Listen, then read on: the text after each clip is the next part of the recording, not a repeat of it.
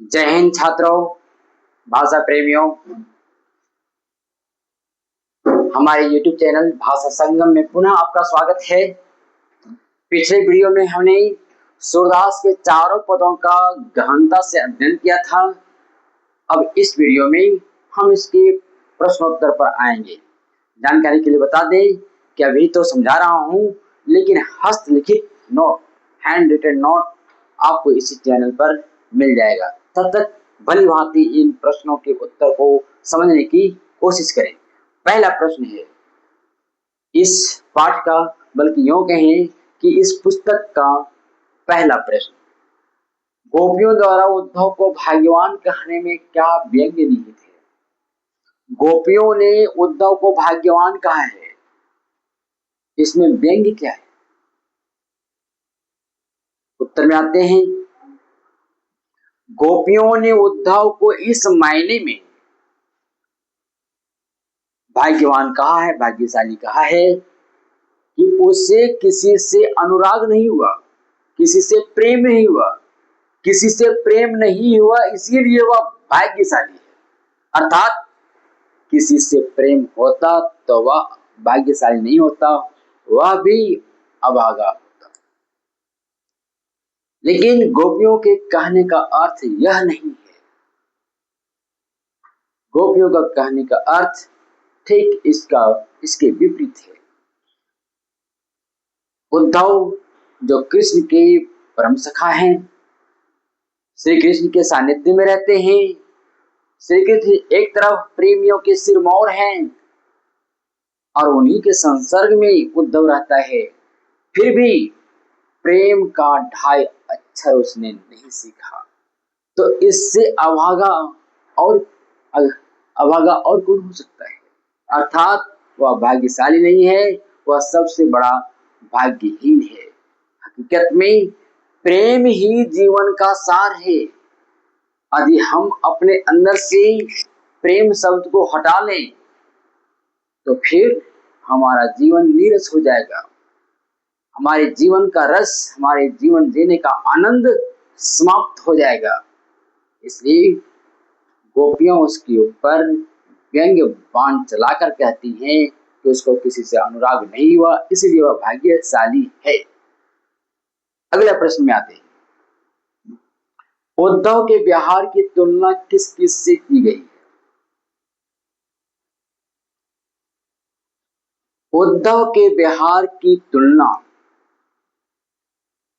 कमल पत्र एवं तेल पात्र से की गई है। कमल जल में रहता है, पानी में रहता है। प्रकृति ने गजब की चिकनाहट दे दी है। पानी के बीच में रहने के बावजूद भी पानी से वह अछूता रहता है। पानी उसके अंदर आत्मसात नहीं हो पाता है, अवशोषित नहीं हो पाता है। अर्थात पानी का कोई प्रभाव ही नहीं पड़ता है कमल के ऊपर। इसी तरह का व्यवहार उद्धव का है। वह श्री कृष्ण के संसर्ग में रहता है, फिर भी श्री कृष्ण से प्रेम के दो शब्द, ढाई शब्द वह सीख नहीं पाता है। दूसरा, तेल पात्र, तेल की मटकी, तेल का कलश, जो कि तेल डाला जाता है, रखा जाता है, तो तेल का अंश उसमें अवशोषित हो जाता है, वह ऑयल कोटेड हो जाता है और उसके अंदर चिकनाहट जाती है तेल की, घी की, और पानी के छींटे पड़े, पानी में डुबा भी दिया जाए तो पानी उसमें अवशोषित नहीं होता है। तो गोपियां कहना चाहती हैं, गोपियों के उद्धव को, कि उद्धव का व्यवहार इन्हीं दोनों की तरह है। दोनों में ही पानी अवशोषित नहीं होता है, तेल पात्र हो अथवा कमल पत्र हो। उद्धव श्री कृष्ण के संसर्ग में रहता है और जल रूपी जो प्रेम की चीज है वह सीख नहीं पाता है, अपने अंदर आत्मसात नहीं कर पाता है, अवशोषित नहीं कर पाता है। अगला क्वेश्चन, तीसरा, गोपियों ने किन किन उदाहरणों के माध्यम से उद्धव को उड़ाने दिए? गोपियों ने उड़ाने दिए हैं, तो किन किन माध्यमों से उड़ाने दिए हैं, किन किन माध्यम से ताने मारे? तो एक है कमल पत्ता, फिर तेल का पात्र है, और फिर प्रेम रूपी नदी है। उड़ाने देते हुए गोपियां कहती हैं कि वह उसका व्यवहार कमल के पत्ते की तरह है। कमल जल में रहता है, फिर भी जल से वह पूर्ण रूपेण यह प्रभावित होता है। इसी तरह से ही वह श्री कृष्ण के करीब तो रहता है, लेकिन श्री कृष्ण के व्यवहार से, श्री कृष्ण के गुण से, अर्थात प्रेम रूपी गुण, प्रेम के गुण से वह अप्रभावित रहता है। इस तरह से दूसरा, तेल की मटकी, तेल का कलश पानी में डुबोया जाता है, फिर भी उसमें पानी अवशोषित नहीं होता है, अर्थात श्री कृष्ण जो प्रेम उसके अंदर डालना चाहते हैं, लेकिन वह अपने अंदर डालने वो देता ही नहीं है।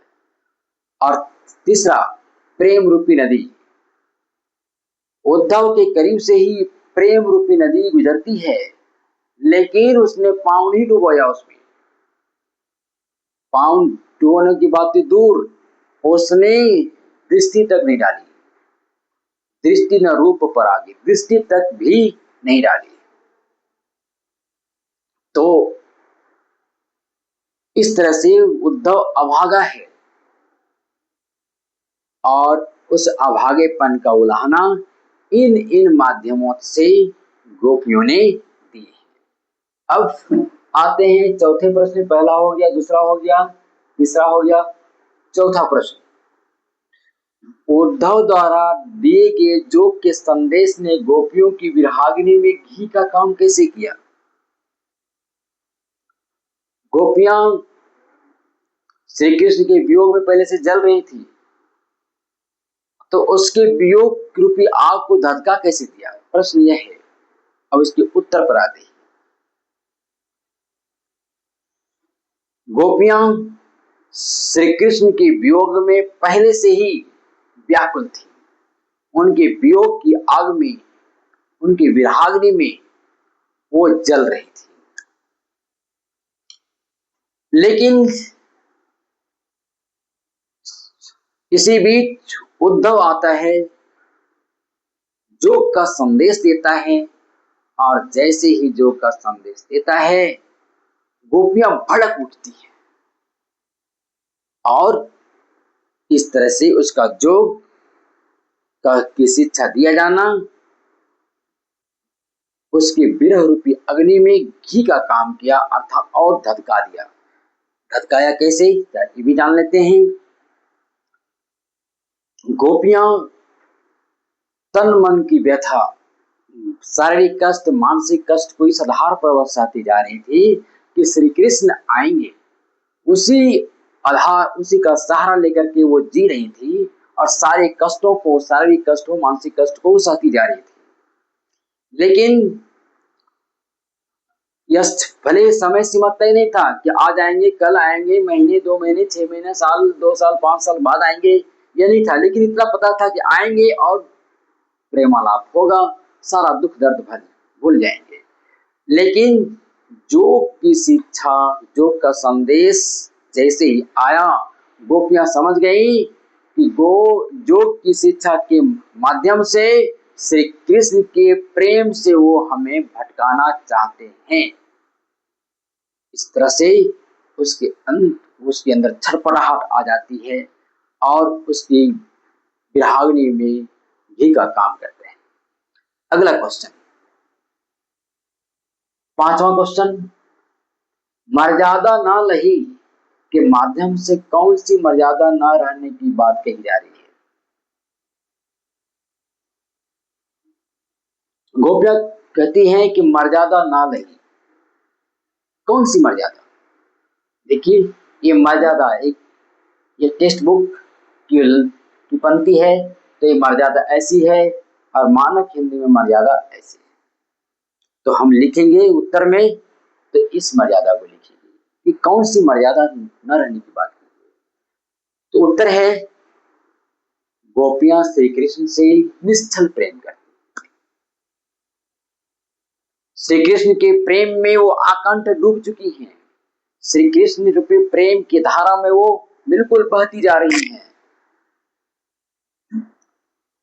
और गोपियों को भी लगता है कि जिस तरह से वे श्री कृष्ण से प्रेम करती हैं, उसी तरह से श्री कृष्ण भी गोपियों से प्रेम करते हैं। लेकिन जो का संदेश जैसे आया, वैसे उनका विश्वास टूट गया। उन्हें लगने लगा, स्पष्ट हो गया अब कि श्री कृष्ण, गोपियों ने उसे प्रेम किया, लेकिन श्री कृष्ण ने प्रेम नहीं किया। गोपियों ने प्रेम किया, लेकिन प्रेम के बदले प्रेम नहीं मिला, सकारात्मक उत्तर नहीं मिला श्री कृष्ण से। इस तरह से श्री कृष्ण ने प्रेम की मर्यादा नहीं रहने दिया, अर्थात गोपियों ने जो प्रेम किया उस प्रेम की कद्र श्री कृष्ण ने नहीं किया। अब अगला क्वेश्चन आते हैं, क्वेश्चन नंबर 6। कृष्ण के प्रति अपने अनन्य प्रेम को गोपियों ने किस प्रकार अभिव्यक्त किया है? गोपियों ने अपने प्रेम की व्यक्ति की है, कैसे कैसे की है? गोपियों ने कुछ माध्यमों से, जैसे गोपियों ने स्वयं को चींटी बताई, फिर गोपियों ने स्वयं को हारिल की लकड़ी बताया है। गोपियों ने कहा, स्पष्ट कर दिया कि वे चींटी, जिस तरह से चींटी पाक को, गुड़ के पाक को, चीनी के पाक को उसका स्वाद लेने से वंचित नहीं रह सकती। वो जानती हैं कि इस सत्य को भी जानती हैं कि वह चिपचिपा होता है और उसका रसास्वादन के दरमियान वह चिपक करके वहीं मर सकती हैं, लेकिन फिर भी उसके रसास्वादन से दूर अपने आप को नहीं रख पाती। इसी तरह से श्री कृष्ण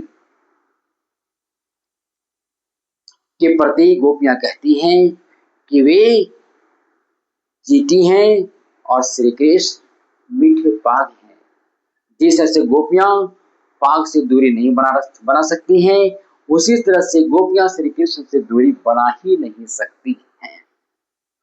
और दूसरा, हारिल की लकड़ी। गोपियां स्वयं को हारिल पक्षी कहती हैं और श्री कृष्ण को हारिल की लकड़ी।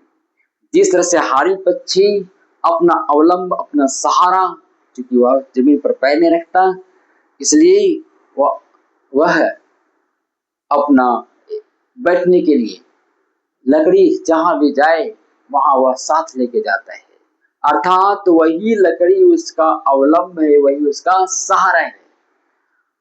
गोपियों का मानना है कि श्री कृष्ण ही उनके सहारे हैं, उनके तारनहार हैं।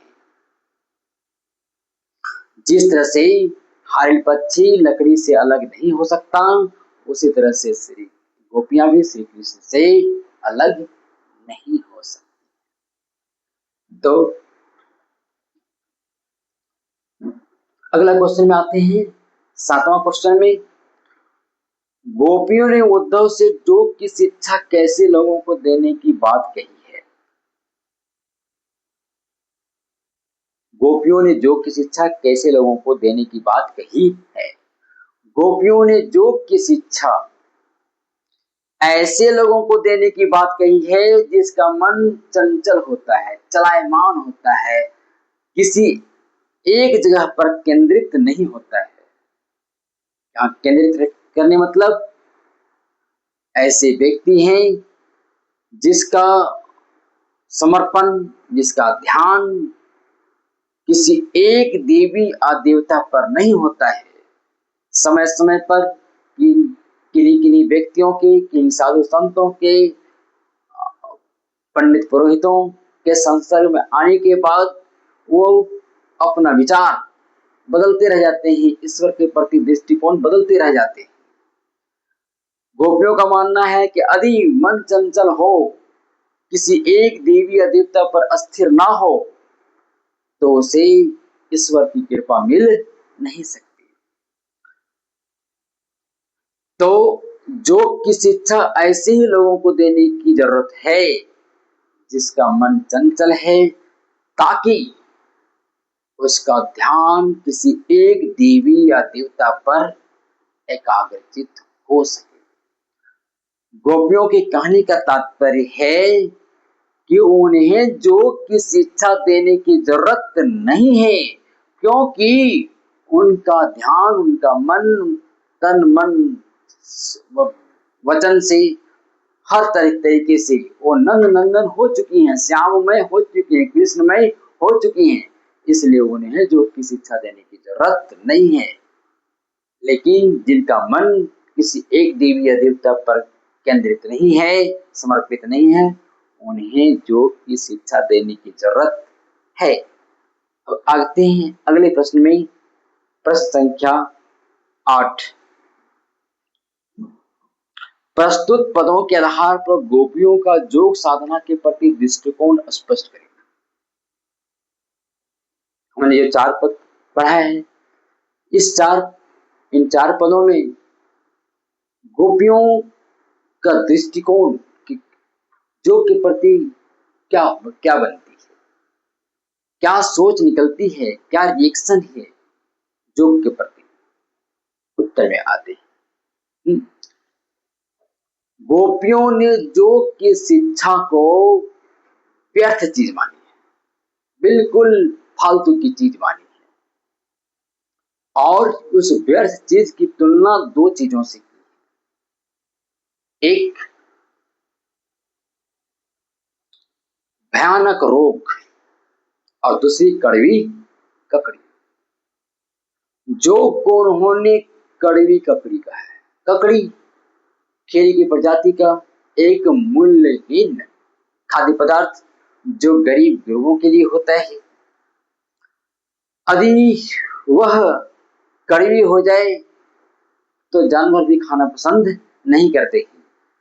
तो योग का वैल्यू, योग का महत्व गोपियों के लिए कड़वी ककड़ी के बराबर है।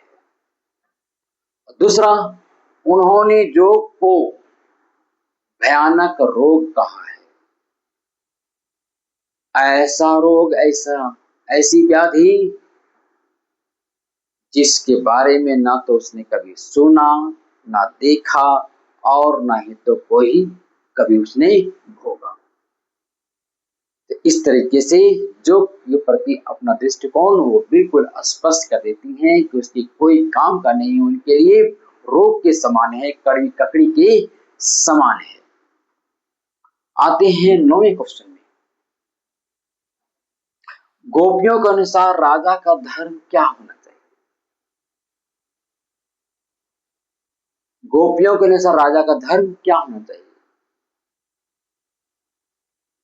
गोपियों के अनुसार राजा का धर्म होना चाहिए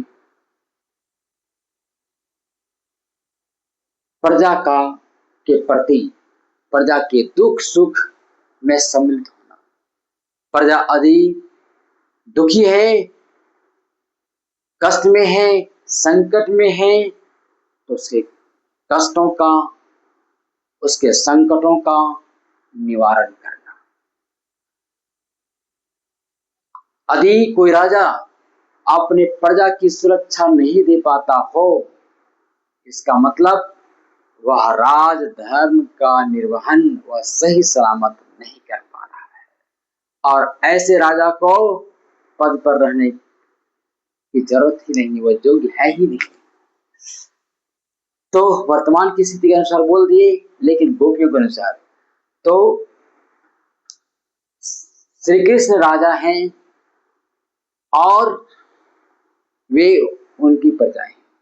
मान लें कि कुछ देर के लिए कि गोपियां उनकी प्रेम का नहीं है, प्रेसी नहीं है, तो प्रजा तो अवश्य है। श्री कृष्ण राजा हैं तो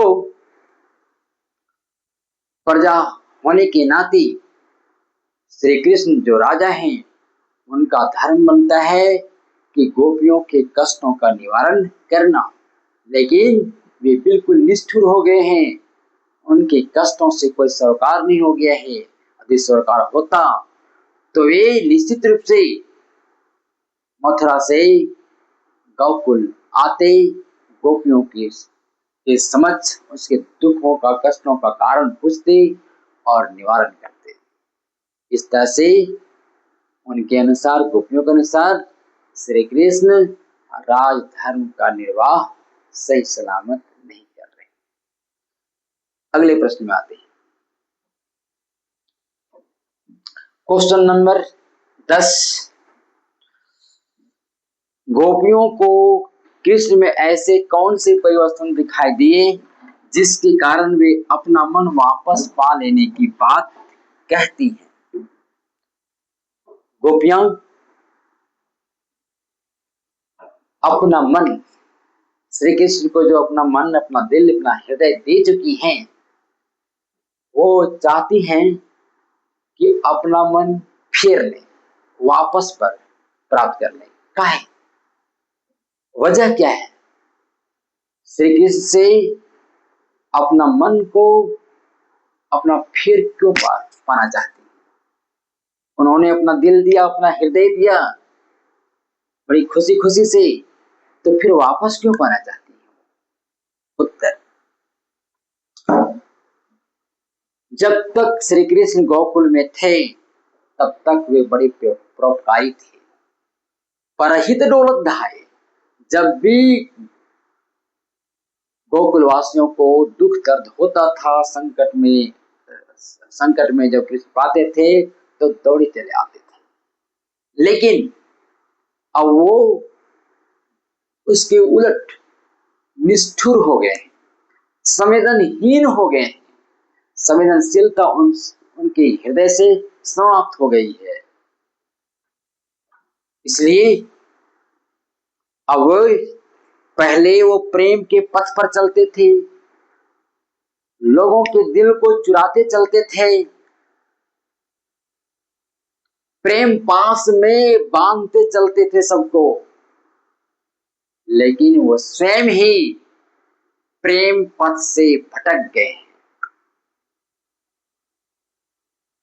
यदि ऐसा नहीं होता तो गोपियां जो दुखी हैं उनसे वियोग में आकर के, तो उनकी सुधि देर सवेर अवश्य देते। चूंकि उनके अंदर प्रेम रहा नहीं, प्रेम विहीन हो गए हैं, इसलिए गोपियां क्षुब्ध होकर के, दुखी होकर के, बल्कि कहीं गुस्से में आकर के, गुंधरा करके भी वे अपना मन फेर पाना चाहती हैं।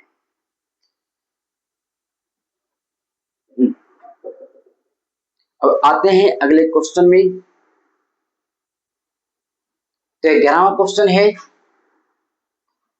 गोपियों ने अपने वाक् चतुर के आधार पर ज्ञानी उद्धव को प्राप्त कर दिया, उनके वाक् चातुर्य की विशेषताएं लिखिए। यही क्वेश्चन दूसरे रूप में रचना व्यक्ति में। 14वां क्वेश्चन, उद्धव ज्ञानी थे, नीति की बातें जानते थे, गोपियों के पास ऐसी कौन सी शक्ति थी जो उनके वाक् चातुर्य में मुखरित हो उठी? क्वेश्चन समझते हैं। गोपियों ने अपने वाक् चातुर्य के आधार पर ज्ञानी उद्धव को प्राप्त कर दिया। उद्धव प्रकांड विद्वान है, ज्ञानी है, फिर भी, और गोपियां पढ़ी लिखी होंगी भी या नहीं, संदेह, उम्मीद है या तो बहुत कम पढ़ी लिखी होंगी या पढ़ी लिखी होंगी ही नहीं। ऐसे में जब मूर्ख और ज्ञानी के बीच में जब द्वंद्व होता है तो निश्चित रूप से ज्ञानी ही जीतता है, लेकिन यहाँ हुआ उलट, गोपियां ही परास्त कर देती हैं ज्ञानी उद्धव को। आखिर ऐसी कौन सी बात है? तो इसके प्रश्न के उत्तर में आते हैं। गोपियां श्री कृष्ण से निश्चल प्रेम करती हैं।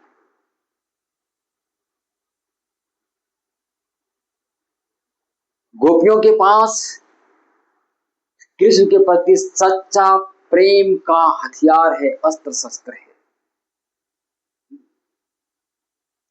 और उन्हें विश्वास है कि चूंकि वो प्रेम के रथ पर सवार है, श्री कृष्ण का उनके प्रति प्रेम है, तो प्रेम की ही जीत होती है।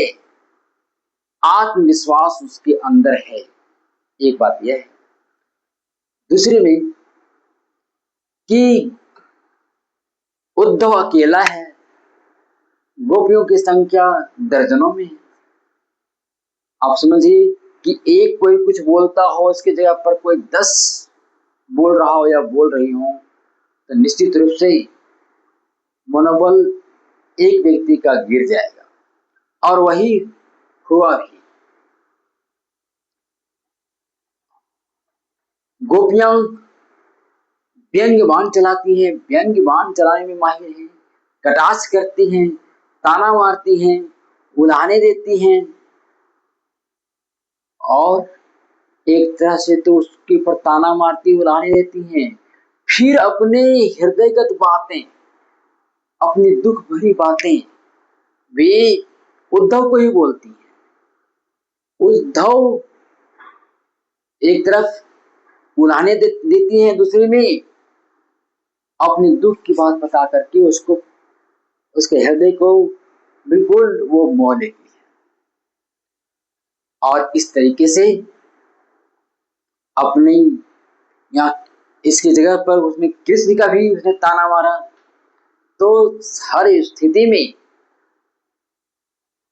अपनी ओर वो लोग खींच लिए, कभी व्यंग्य बाण चला करके, ताना मार करके, तो कभी अपना पश्चाताप की बातें सुना करके। इस तरीके से वह प्रकांड विद्वान उद्धव किम कर्तव्य विमूढ़ हो गया। अगला प्रश्न में चलते हैं। 12वां, संकृत पदों को ध्यान में रखते हुए सूर के भ्रमर गीत की मुख्य विशेषताएं बताइए। ये भ्रमर गीत तो सैकड़ों पद हैं, और यहां हम लोगों ने सिर्फ 4 पद पढ़ा है। फिर भी 4 पदों से ही भ्रमर गीत की विशेषताएं जो कुछ भी मिलती हैं उसको आपको स्पष्ट करना है। तो सबसे पहले भ्रमर गीत में श्री कृष्ण के प्रति निश्चल प्रेम की अभिव्यक्ति होती है गोपियों का। गोपियां चंचल हैं, वाक चतुर हैं, व्यंग कसने में माहिर हैं, अर्थात व्यंग्य हैं, उलाहने हैं, ताने हैं, ये सब भ्रमर गीत की, ये सब भ्रमर गीत की विशेषताएं हैं। इसमें योग और प्रेम का द्वंद्व दर्शाया गया है। गोपियां प्रेम की पक्षधर हैं, और योग का पक्षधर उद्धव है। और ये कई तरह, चूंकि कई तरह का व्यंग्य है और प्रकांड विद्वान को ही निरुत्तर कर दिया गया है इस भ्रमर गीत में। इस पाठ में ब्रज भाषा की मधुरता है, कोमलता है, सरसता है। तो इन विशेषताओं का दर्शन इस भ्रमर गीत में होता है इन 4 पदों के माध्यम से। और इसमें अलंकारों का भरमार है। लगभग हर दूसरे तीसरे या सभी में लगभग अनुप्रास अलंकार सर्वत्र चारों पदों में छिटके पड़े मिले। तो इस तरीके से इस पाठ की आज समाप्ति होती है। अगले वीडियो में हम अंग्रेजी का पाठ फर्स्ट पार्ट लेकर आएंगे, ए लेटर टू गॉड। तब तक के लिए धन्यवाद। जय